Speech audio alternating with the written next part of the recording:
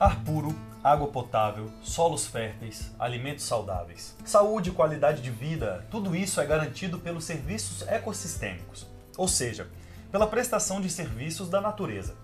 É ela que garante a manutenção da nossa vida e a do planeta.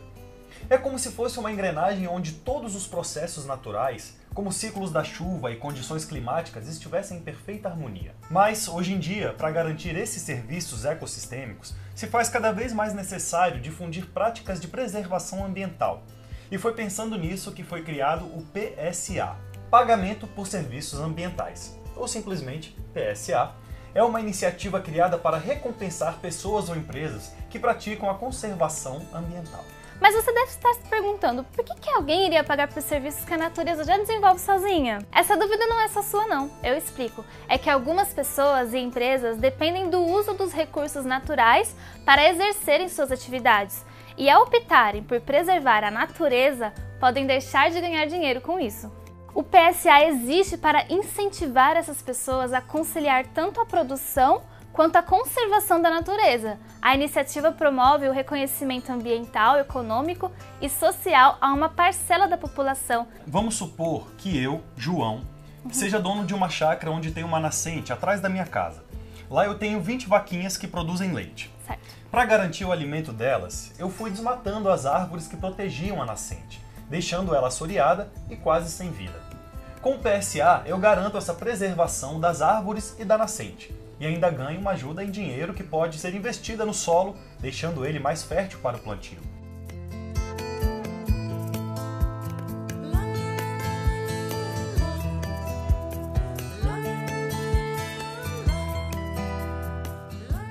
Com incentivo, eu deixo de desmatar, a nascente volta a brotar e eu garanto sombra e água fresca para o meu rebanho e para quem quiser desfrutar a natureza. Nossa, que legal! Então deixa eu ver se eu entendi. O PSA pode remunerar um produtor rural para ele não desmatar e mesmo assim manter seus lucros. Isso é muito interessante! E como são chamadas essas pessoas que se comprometem a preservar a natureza, hein?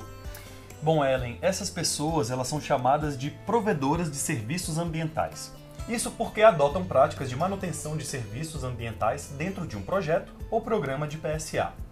Essa política pública ambiental provoca a mudança de atividades e comportamentos, gerando melhores resultados na preservação do meio ambiente. E por falar em política pública, Ellen, é bom lembrar.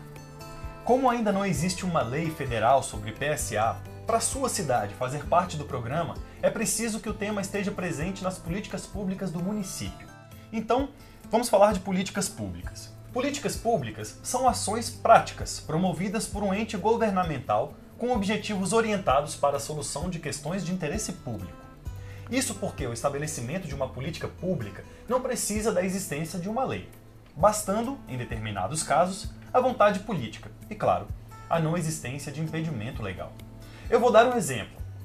No estado do Acre, a política pública de PSA é estabelecida pela Lei 2.308, de 2010, que cria Sistema de Incentivos Ambientais do Estado do Acre, o SISA, e também o Programa de Incentivos Ambientais, ISA, e demais programas de serviços ambientais e produtos ecossistêmicos do Estado do Acre. Já no estado de São Paulo, essa política pública é estabelecida por ato administrativo, sem lei específica. Eu li sobre isso na internet e dizia algo parecido com isso.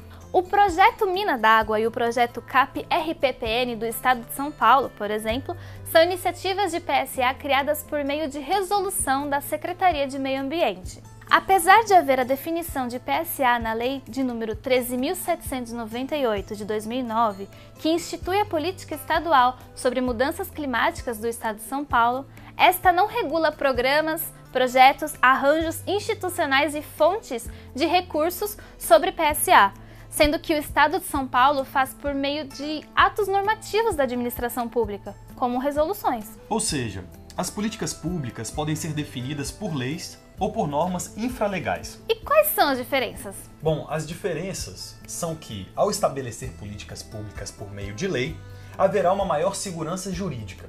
O projeto ele ganha longevidade porque não irá depender da mera vontade do administrador público que ocupa o cargo por um determinado tempo. Por outro lado, Ellen, políticas públicas criadas por normas infralegais como decretos, resoluções, dependem em grande parte da vontade política dos administradores e podem ser modificadas mais facilmente. Como tudo na vida, né, João? Verdade. Depende de boa vontade. Tá, mas diga aí, como se garante a viabilização de um PSA? Eu quero dizer, dinheiro mesmo. Esse é um tema bastante importante. Como o PSA é uma política de incentivo e apoio, um dos principais desafios da sua implementação é justamente estabelecer de onde virão os recursos para o pagamento dos serviços ambientais. Em geral, esses recursos vêm de fundos de preservação, que podem ser de um fundo específico de PSA, de um fundo ambiental, de recursos hídricos ou de um fundo de mudanças climáticas. Os fundos podem ser pessoas jurídicas ou simplesmente existirem como contas correntes ligadas a alguma instituição. Eles devem ser criados com a capacidade de receber recursos financeiros tanto de origem pública como de origem privada. Um exemplo são os fundos públicos especiais destinados ao meio ambiente, como o Fundo Estadual ou Municipal de Meio Ambiente. E você deve estar se perguntando agora, mas de onde vêm os recursos para compor esse fundo? Sim. A resposta é muito simples. De todos nós. De toda a sociedade. Isso porque a principal fonte de recurso vem por meio de impostos e contribuições. Eu vou mostrar, preste atenção aqui na tela. Os recursos podem vir de uma dotação orçamentária própria. Isso significa uma parte do orçamento público destinada a um fim específico. Um exemplo pode ser o orçamento de meio ambiente de um estado ou município, ou então parcela do ICMS ecológico.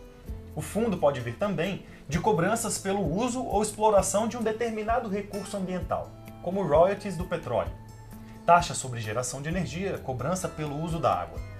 Ou então de empréstimos ou doações de instituições, como por exemplo o Fundo para o Meio Ambiente Global ou do Banco Mundial.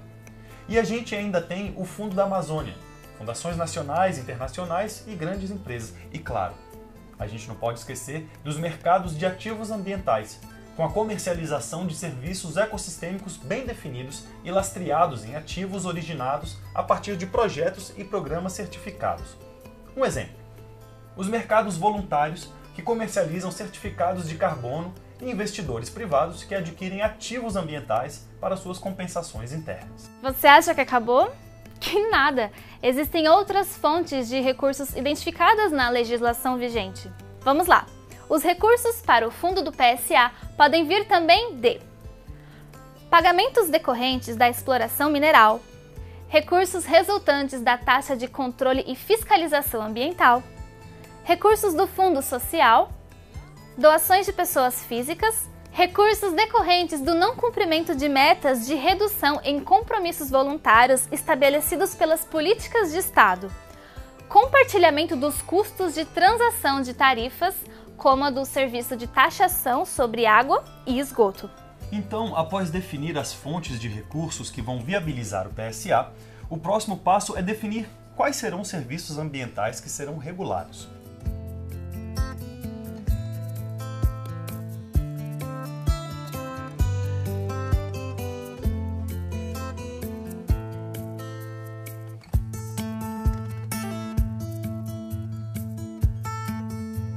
Então, após definir as fontes de recursos que vão viabilizar o PSA, o próximo passo é definir quais serão os serviços ambientais que serão regulados. Isso porque cada localidade ou região do país apresenta peculiaridades ambientais e são elas que nortearão os principais aspectos a serem tratados em seus programas e projetos de PSA. Tenho vários exemplos de serviços ambientais. Um deles é a conservação dos ecossistemas naturais. E sabe o que compõe um ecossistema natural? Sabe? A perfeita interação das plantas, animais, bactérias com o solo, o ar, a água e o sol. Ou seja, todos os fatores que interagem em um determinado ambiente. E tem mais exemplos de serviços ambientais. Por exemplo, a preservação de um bioma ou de uma vegetação da região, ações de reflorestamento de áreas desmatadas, a revitalização de nascentes e preservação de bacias hidrográficas, sequestro de carbono, isso é, ações de redução de emissão de carbono na atmosfera, conservação do solo em propriedades rurais, entre muitos outros. Mas para que a implantação do PSA tenha sucesso, é necessário definir valores monetários que incentivem os provedores de serviços ambientais. O PSA tem que garantir que vale a pena preservar, ou seja, as atividades não podem representar prejuízo. Então, é hora de definir o custo dos serviços ambientais. Mas peraí, como é que se calcula o valor de um serviço ambiental? Bom, cada programa ou projeto irá definir a sua metodologia de valoração. Em geral, essas metodologias não são definidas em leis, mas em normas infralegais, como decretos e regulamentações. A gente já falou sobre isso lá no início do vídeo. As principais formas para determinar ou calcular os valores que serão repassados aos provedores são os seguintes: cálculo do custo de oportunidade percentual de abatimento de erosão das práticas de conservação de solo. Cálculo a partir do indexador UVF e de fórmulas que levam em consideração outros fatores. Cálculo baseado na qualidade biótica da vegetação e na região fitogeográfica. Ou uma metodologia que reúna várias dessas opções. Que tal recapitularmos tudo que a gente já viu? Vamos lá? Uhum. Os elementos fundamentais para criar um PSA são: serviços ambientais. São as ações de preservação determinadas e valoradas de forma clara, de acordo com leis ou políticas públicas. Pagador ou comprador dos serviços ambientais. Pessoa física ou jurídica, pública ou privada, ou grupo social disposto a pagar pelos serviços ambientais. Veículo financeiro. É o fundo que recebe, administra e disponibiliza os recursos financeiros do PSA. Recebedor ou provedor. É o beneficiário que se compromete a desempenhar atividades de conservação, proteção ou recuperação do meio ambiente, visando o pagamento por esses serviços. Bom, agora que já sabemos como funciona um PSA, que tal fazermos um passo a passo da sua implementação? Vamos lá? Vamos lá! Realize estudos de viabilidade financeira. Este estudo estabelecerá os custos de transação. De acordo com os objetivos ambientais de cada projeto, o custo de transação pode ser muito superior ao custo de pagamento dos provedores. Elabore um plano de negócio. Ele irá dimensionar e assegurar recursos para o financiamento dos custos de transação, como, por exemplo, arranjo institucional, estudos técnicos, gestão e monitoramento. Tudo isso deve ser levado em conta na implantação das políticas públicas de PSA. Estruture um instrumento do PSA sobre fontes de recursos que garantam a sustentabilidade financeira do fundo ao longo prazo. Crie o Fundo de Recursos do PSA. Garanta a estrutura administrativa, técnica, financeira e jurídica para arcar com os processos de articulação, planejamento, implantação e monitoramento da iniciativa. Defina critérios para a alocação dos recursos financeiros para as ações e serviços ambientais com indicadores mensuráveis. Estabeleça critérios socioambientais para a seleção das iniciativas e alocação de recursos financeiros.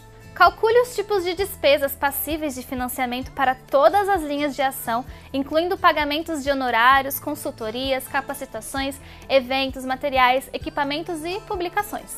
Garanta recursos necessários para ações produtivas e complementares, como assistência técnica, produção de sementes e mudas. Avalie a possibilidade de se concederem benefícios fiscais para as transações financeiras decorrentes de iniciativas de PSA. No Brasil, já existem inúmeros programas de pagamentos por serviços ambientais. Os principais projetos de PSA no Brasil estão relacionados a recursos hídricos, voltados para a conservação e uso adequado da água. Biodiversidade, voltados para a conservação, preservação da fauna e da flora. Florestas, ativos de carbono e uso do solo, voltados para a conservação, preservação ou manejo de áreas florestais, de forma a se evitarem as emissões de gases de efeito estufa por desmatamento ou degradação florestal. Conservação da beleza cênica natural. Valorização cultural e do conhecimento ecossistêmico. João, que bom que todos nós podemos contar com o PSA na preservação do meio ambiente. Você já viu esse trabalho de perto? Porque eu queria muito ver alguns exemplos de preservação por meio do PSA. Bom, então vamos lá. O Brasil, ele tem vários exemplos de sucesso que contam com a atuação do WWF.